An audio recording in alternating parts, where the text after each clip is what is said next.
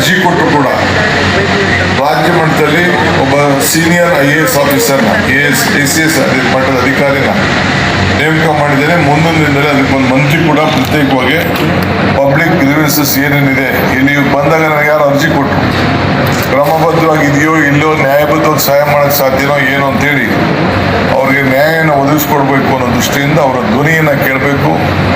ಎಷ್ಟು ಸಮಸ್ಯೆನ ಬಗೆಹರಿಸ್ಲಿಕ್ಕೆ ಸಾಧ್ಯನೋ ನನಗೂ ಗೊತ್ತಿದೆ. ಕಾನೂನಲ್ಲಿ ಅವಕಾಶ ಎಷ್ಟೆಲ್ಲ ಸಾಧ್ಯ ಇದೆ ಅದನ್ನು ಸಹಾಯ ಮಾಡಬೇಕು ಅನ್ನೋ ದೃಷ್ಟಿಯಿಂದ ಈ ಪ್ರಜಾಸೇವೆ ಇಲಾಖೆಯಿಂದ ಅವ್ರಿಗೆ ಸಹಾಯ ಮಾಡಬೇಕು ಅಂತೇಳಿ ತೀರ್ಮಾನ ಮಾಡಿದ್ರೆ ಮುಂದಕ್ಕೆ ಯಾರು ಡಿಸ್ಟ್ರಿಕ್ಟ್ ಮಿನಿಸ್ಟರ್ಗಳು ಆಗ್ತಾರೆ ಅವರೆಲ್ಲ ಕಂಪಲ್ಸರಿ ಎಲ್ಲ ತಾಲೂಕುಗಳಿಗೂ ಕೂಡ ಭೇಟಿ ಮಾಡಬೇಕು. ತಾಲೂಕು ಆದಮೇಲೆ ಹೋಬಳಿಗಳಿಗೆ ಭೇಟಿ ಮಾಡಬೇಕು. ಆ ಹೋಬಳಿಗಳಲ್ಲಿ ತಾಲೂಕು ಕೇಂದ್ರದಲ್ಲಿ ಏನು ಒಂದು ಪ್ರಜಾಸೇವೆ ಪಬ್ಲಿಕ್ ಗ್ರೀವೆನ್ಸಸ್ ಸಭೆಗಳನ್ನು ನಡೆಸಬೇಕು.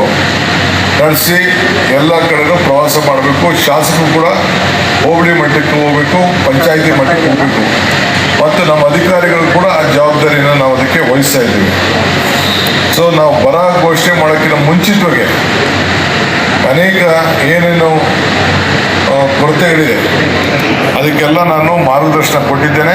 ಹಣ ಕೂಡ ಈಗಾಗಲೇ ನಾನು ಕೊಟ್ಟಿರೋದು ತಮಗೀಗಾಗಲೇ ನಾನು ಹೇಳಿದ್ದೇನೆ. ಸೊ ಅದರಿಂದ ಇವತ್ತು ಬೆಸ್ಕಾಂ MDಗಳು ಕೂಡ ಬೋರ್ವೆಲ್ಗೆ ಕೂಡಲೇ ನಿಮ್ಗೇನು ಬೇಕು ಹಣನ ಈ 1 ಕೋಟಿ ರೂಪಾಯಲ್ಲೇ ಕೆಲವು ಪವರ್ ಕನೆಕ್ಷನ್ ಕೊಡ್ಬೇಕಾದ್ರೆ ಇದನ್ನು ನಾವು ಕೊಡಲಿಕ್ಕೆ ನಾವು ಬದ್ಧವಾಗಿದ್ದೇವೆ. ನೀವು ಲೆಕ್ಕಾಚಾರ ಹಾಕಿ ಇದನ್ನು ಮಾಡಬೇಕಾದ್ರೆ ಒಂದು ಎಸ್ಟಿಮೇಷನ್ ಮಾಡಬೇಕಾದ್ರೆ ಬೋರ್ವೆಲ್ಗೆ ಪವರ್ದು ಕೂಡ ಲೆಕ್ಕ ಹಾಕಿ ನೀವು ಮಾಡಬೇಕು ಅಂತ ನಾನು ಹೇಳಿದ್ದೇನೆ. ಕುಡಿಯೋಕ್ಕೆ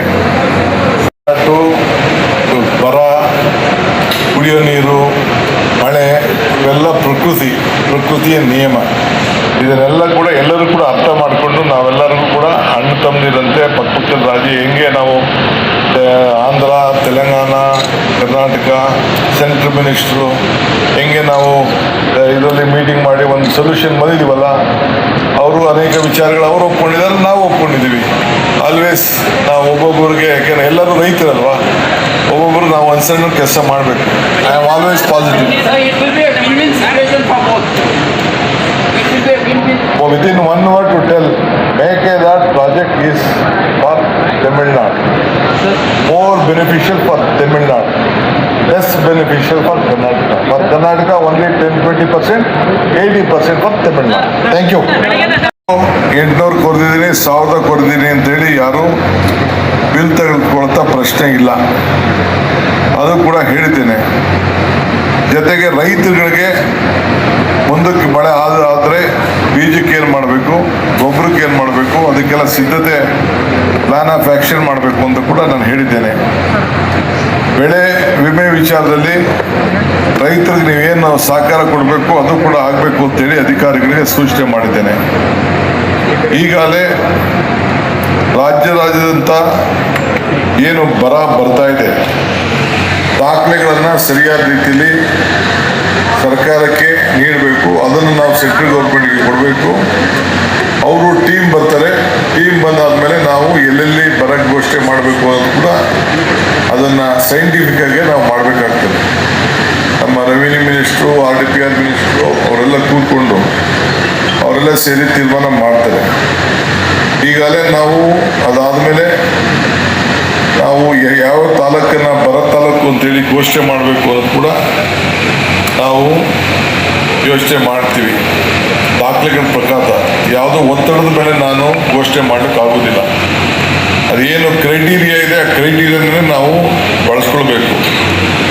ಸೊ ಎಲ್ಲರೂ ಕೂಡ ಅರಣ್ಯ ಇಲಾಖೆಯವ್ರಿಗೆ ನಾನು ವಿಶೇಷವಾಗಿ ಹೇಳಿದ್ದೇನೆ, ಯಾರು ಕೂಡ ಬೋರ್ವೆಲ್ಲು, ವಾಟರ್ ಪೈಪ್ ಬರೋಕ್ಕೆ ಮತ್ತು ರಸ್ತೆಗಳಿಗೆ ಹಳೆ ರಸ್ತೆ ಇರೋದನ್ನ ರಸ್ತೆ ಮಾಡ್ಕೊಳ್ಳಿಕ್ಕೆ ಯಾರನ್ನೂ ನೀವು ಅಡಚಣೆ ಮಾಡಬಾರ್ದು ಅನ್ನೋದನ್ನು ಅರಣ್ಯ ಇಲಾಖೆಯವರಿಗೆ ಸೂಚನೆ ಕೂಡ ನಾನು ಕೊಟ್ಟಿದ್ದೇನೆ.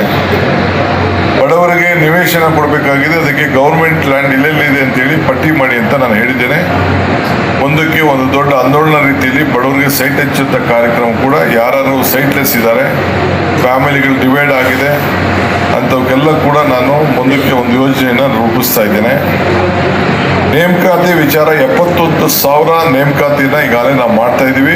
ಗ್ಯಾಸ್ ಸರ್ಟಿಫಿಕೇಟ್ನ ಏನು ಸುಮಾರು 3.5 ಕೋಟಿ 4 ಕೋಟಿಯಷ್ಟು ಕ್ಯಾಸ್ಟ್ ಸರ್ಟಿಫಿಕೇಟ್ಗಳಿದೆ. ಅದೆಲ್ಲ ಡೌನ್ಲೋಡ್ ಮಾಡಿ ಮನೆಗೆ ಯಾರು ಕೇಳಿದ ಎಲ್ಲರೂ ಕೂಡ ಕೊಡಬೇಕು. ಏಕೆಂದರೆ ನನಗೆ ಬಂದಿರೋ ಮಾಹಿತಿ ಪ್ರಕಾರ 1 ಕೋಟಿಗೂ ಹೆಚ್ಚು ಜನರು ಈಗ ಸರಿಯಾದ ರೀತಿ ದಾಖಲೆಗಳಿಲ್ಲ ಅಂತೇಳಿ ಕೆಲವನ್ನ ವಾಪಸ್ ಅವ್ರಿಗೆ ನೋಟಿಸ್ ಕೊಡುವಂಥ ಸಿದ್ಧತೆ ನಡೀತಾ ಇದೆ ಅಂತೇಳಿ SIR ಅಲ್ಲಿ ನನಗೆ ತಿಳಿದು ಬಂದಿದೆ. ಅದಕ್ಕೆ ಆನ್ ಪ್ರಯಾರಿಟಿ ರೆಸಿಡೆನ್ಸ್ ಸರ್ಟಿಫಿಕೇಟು ಮತ್ತು ಕ್ಯಾಸ್ಟ್ ಸರ್ಟಿಫಿಕೇಟ್ ಅವ್ರಿಗೆ ಮಾಹಿತಿಗೋಸ್ಕರ ಅವರ ಮತದಾನದ ಹಕ್ಕನ್ನು ಉಳಿಸ್ಕೊಳ್ಬೇಕು ಅಂತೇಳಿ. ಯಾರು ಮತದಾನ ಹಕ್ಕನ್ನು ಉಳಿಸ್ಕೊಳ್ಳಿಲ್ಲ ಅವ್ರಿಗೆ ಮುಂದಿನ ಅನೇಕ ಯೋಜನೆಗಳು, ಸರ್ಕಾರಿ ಸೌಲಭ್ಯಗಳು, ಪೆನ್ಷನ್ಗಳು ಕೊಡಲಿಕ್ಕೆ ಭಾಳ ತೊಂದರೆ ಆಗ್ತದೆ. ಅದಕ್ಕೆ ನಾನು ಜಾಗ್ರತೆ ಮೂಡಲಿಕ್ಕೆ ಪ್ರಯತ್ನವನ್ನು ಮಾಡ್ತಾ ಇದ್ದೇನೆ. ಒಂದು ಆಂದೋಲನ ರೀತಿಯಲ್ಲಿ ಇವತ್ತಾಲೆ ಇದನ್ನ ನಡೀತದೆ. ಸೊ ಪ್ರತಿಯೊಂದು ಮನೆಗೂ ಕೂಡ ಆ ಸರ್ಟಿಫಿಕೇಟ್ನ ಕೊಡಬೇಕು ಅಂತೇಳಿ ಅದಕ್ಕೆ ನೋಡಲ್ ಆಫೀಸರ್ಸ್ನ ಕೂಡ ಇಟ್ಟು ಅದನ್ನು ಎಕ್ಸಾಮಿನ್ ಮಾಡಿ ಅವ್ರಿಗೆಲ್ಲ ಸಹಾಯ ಮಾಡಬೇಕು, ಫ್ರೀಯಾಗಿ ಕೊಡಬೇಕು ಅಂತ ಹೇಳಿದ್ದೇನೆ. ನಾನು ರೈತರು ಕೂಡ ನಾನೀಗಾಗಲೇ ಗಮನವನ್ನು ಸೆಳೆದಿದ್ದೇನೆ. ರೈತರಿಗೂ ಸೆಳೆದಿದ್ದೇನೆ. ನೀವು ಯಾರು ಕೂಡ ಕೆರೆ ತುಂಬದೆ, ಡ್ಯಾಮ್ಗಳು ತುಂಬದೆ ನೀವು ಯಾರು ವ್ಯವಸಾಯಕ್ಕೆ ಸಿದ್ಧತೆ ಮಾಡ್ಕೊಳ್ಬೇಡಿ. ಅದು ಕೂಡ ನಾನು ಅವರೆಲ್ಲರೂ ಕೂಡ ತಿಳಿಸಿದ್ದೇನೆ. ಡ್ಯಾಮ್ನ ನೋಡಿಕೊಂಡೇ ನೀವು ವ್ಯವಸಾಯ ಮಾಡಬೇಕು ಅಂತೇಳಿ ನೀರಾವರಿ ಪ್ರದೇಶದಲ್ಲಿ ನಾನು ಈಗಾಗಲೇ ಮಾರ್ಗದರ್ಶನ ಕೊಟ್ಟಿದ್ದೇನೆ. ಎಲ್ಲ ಡೆಪ್ಟಿ ಕಮಿಷನರ್ಗೆ, ನಮ್ಮ ಜಲಾನ್ ಪ್ರದೇಶದ ನಮ್ಮ ಇರಿಗೇಷನ್ ಡಿಪಾರ್ಟ್ಮೆಂಟ್ MDಗಳಿಗೆ ನಾನು, ನಮ್ಮ ರಾಮಲಿಂಗಾರೆಡ್ಡಿ ಇವರಿಬ್ಬರು ಸೇರಿ ಕಂಪಲ್ಸರಿ ಬರೀ ಕುಡಿಯೋ ನೀರು ಬಿಟ್ಟು ಬೇರೆ ಯಾವುದಕ್ಕೂ ಕೂಡ ಯಾರಿಗೂ ನೀರು ಕೊಡಬಾರ್ದು ಅಂತ ನಾನು ತಿಳಿಸಿದ್ದೇನೆ. ಈಗ ಸ್ವಲ್ಪ ಆಲ್ಮಟ್ಟಿ ನಾರಾಯಣಪುರ ಡ್ಯಾಮ್ಗೆ ಸ್ವಲ್ಪ ನೀರು ಬರೋದು ಈಗ ಸ್ವಲ್ಪ ನಿನ್ನೆಯಿಂದ ನಮಗೆ ಸ್ವಲ್ಪ ಒಳ್ಳೆ ವಾತಾವರಣ ಕಾಣ್ತಾ ಇದೆ. ಬೇರೆ ನೆಲ್ಲು ಕೂಡ ಅಂಥದ್ದು ಕಾಣ್ತಾ ಇಲ್ಲ. ಕುಡಿಯೋ ನೀರಿಗೆ ಈಗಾಗಲೇ ಬೆಳಗಾಮಲ್ಲಿ ನಾನು ಪ್ರತಿ ತಾಲೂಕಲ್ಲಿ ಈಗಾಗಲೇ ಡೆಪ್ಟಿ ಕಮಿಷನರ್ಸ್ ಅಕೌಂಟಲ್ಲಿ, PD ಅಕೌಂಟಲ್ಲಿ ದುಡ್ಡಿದ್ರು ಕೂಡ ಪ್ರತಿಯೊಂದು ವಿಧಾನಸಭಾ ಕ್ಷೇತ್ರಕ್ಕೂ ಕೂಡ ಕಮಿಟಿಗಳನ್ನು ಮಾಡಿ ಅವ್ರದ್ದೊಂದು ಸಮಿತಿ, MLAಗಳ ಅಧ್ಯಕ್ಷತೆಯಲ್ಲಿ ಸಮಿತಿ ಇದೆ. ಅವರು ಟಾಸ್ಕ್ ಫೋರ್ಸ್ ಸಮಿತಿ ಇದೆ.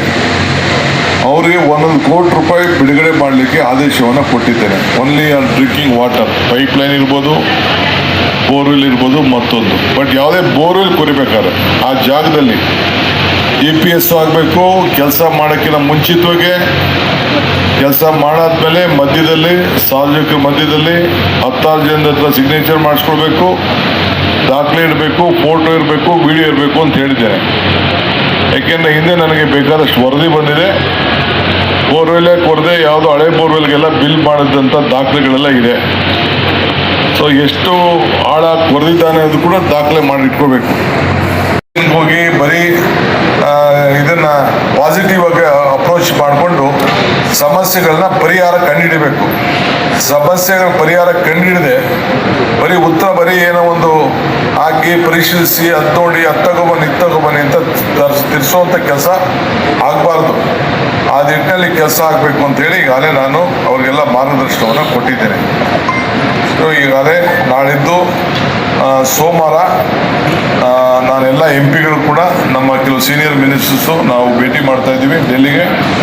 MPಗಳೆಲ್ಲ ಈಗ ಪಾರ್ಲಿಮೆಂಟ್ ನಡೀತಾ ಇದೆ.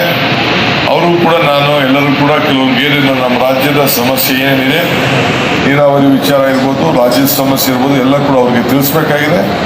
ಅವರು ಪಾರ್ಲಿಮೆಂಟಲ್ಲಿ ಏನು ಹೋರಾಟ ಮಾಡಬೇಕು ಅನ್ನೋದು ಕೂಡ ಅವ್ರಿಗೆ ತಿಳಿಸ್ಬೇಕಾಗಿದೆ. ಅದಕ್ಕೆ ನಾವು ಒಂದು 5-6 ಜನ ಮಿನಿಸ್ಟರ್ಸು, ಸೀನಿಯರ್ ಮಿನಿಸ್ಟ್ರು ಜಯಚಂದ್ರದವರು ನಾವೆಲ್ಲ ಹೋಗಿ ಡೆಲ್ಲಿಗೆ ಹೋಗಿ ಭೇಟಿ ಮಾಡಿ MPಗಳ ಹತ್ರ ವಿಚಾರವನ್ನು ನಾವು ಅವ್ರಿಗೆ ಸಹಕಾರ ಕೂಡ ನಾವು ಕೋರೋರಿದೆ. MPಗಳ ಮೀಟಿಂಗ್ ಕೂಡ ನಾನು ಡೆಲ್ಲಿಯಲ್ಲಿ ಮೀಟಿಂಗ್ ಮಾಡ್ತೀನಿ. ಆಮೇಲೆ ಆಲ್ ಪಾರ್ಟಿ ಮೀಟಿಂಗ್ ಕೂಡ ನಾನು ನಿರ್ವಹಿಸ್ತೇನೆ. ಸರ್, ರೈತರ ಜಮೀನುಗಳಿಗೆ ಭೇಟಿ ಕೊಟ್ಟಿದ್ರಮ್ಮ, ತಾವು ಏನು ಕಂಡ್ರಿ ಸರ್ ಅವ್ರ ಜಮೀನಲ್ಲಿ? ಏನು ರೈತರ ಜಮೀನಿಗೆ ಭೇಟಿ ಕೊಟ್ಟಂಥ ಸಂದರ್ಭದಲ್ಲಿ ಅವರ ಬೆಳೆಗೆ ಭಾಳ ತೊಂದರೆ ಆಗ್ತದೆ. ಮುಂದಕ್ಕೆ ಮಳೆ ಬರಲಿಲ್ಲ ಅಂದರೆ ಅದಕ್ಕೆ ವಿಮೆ ಏನಾಗಿದೆ ಅಂತ ಕೇಳಿದ್ದೇನೆ. ಮುಂದಕ್ಕೆ ಮಳೆ ಬಂದರೆ ಉಳ್ಕೊಳ್ತದ ಇಲ್ಲ ಅನ್ನೋದು ನೋಡಿದ್ದೇನೆ. ಕೆಲವರು ಹುಟ್ಟಿದ್ದಾರೆ, ಕೆಲವರು ಹುಟ್ಟಿಲ್ಲ, ಅಂಥ ಪರಿಸ್ಥಿತಿ ಕೂಡ ಇದೆ. ನೋಡೋಣ ನಾವು ಯಾವ ರೀತಿ ಅವರಿಗೆ ಸಹಾಯ ಮಾಡೋಕ್ಕೆ ಸಾಧ್ಯ ಅನ್ನೋದನ್ನು ನಾವು ಆಲೋಚನೆಯನ್ನು ನಾವು ಮಾಡ್ತೇವೆ. ಆ ಕ್ರೈಟೀರಿಯಾ ಪ್ರಕಾರ ಮುಂದಕ್ಕೆ ನಾವು ಅದನ್ನೆಲ್ಲ ಡೀಟೇಲ್ ತೆಗೆದುಕೊಳ್ತೀವಿ. ಇನ್ನು ಟೈಮ್ ಬೇಕು ಅದಕ್ಕೆ.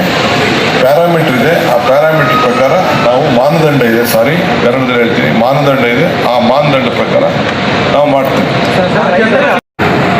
ಅದಕ್ಕೆ ಭಾಳ ಸ್ಟ್ರಿಕ್ಟಾಗಿ ಎಕ್ಸಾಮಿನೇಷನ್ ಬರೆಯುವಾಗ ಪೇಪರು ಯಾವ ಕಾರಣಕ್ಕೂ ಕೂಡ ಎಲ್ಲೂ ಲೀಕ್ ಆಗಬಾರ್ದು, ಏನೂ ಆಗಬಾರ್ದು. ಅದಕ್ಕೆಲ್ಲ ಪ್ರತಿಯೊಂದು ರೂಮ್ಗೂ ಕೂಡ ಅಲ್ಲಿ ಯಾರು ಕೂಡ ಕಾಪಿ ಮಾಡಿಕೊಂಡು ಮಾಡೋದು, ಏನಾದ್ರು ಲೀಕ್ ಆಗೋದು, ಅದಕ್ಕೆಲ್ಲ ಕೂಡ ಕ್ಯಾಮ್ರಾಗಳನ್ನ CCTV ಕ್ಯಾಮ್ರಾಗಳನ್ನ ಅಳವಡಿಸ್ಬೇಕು.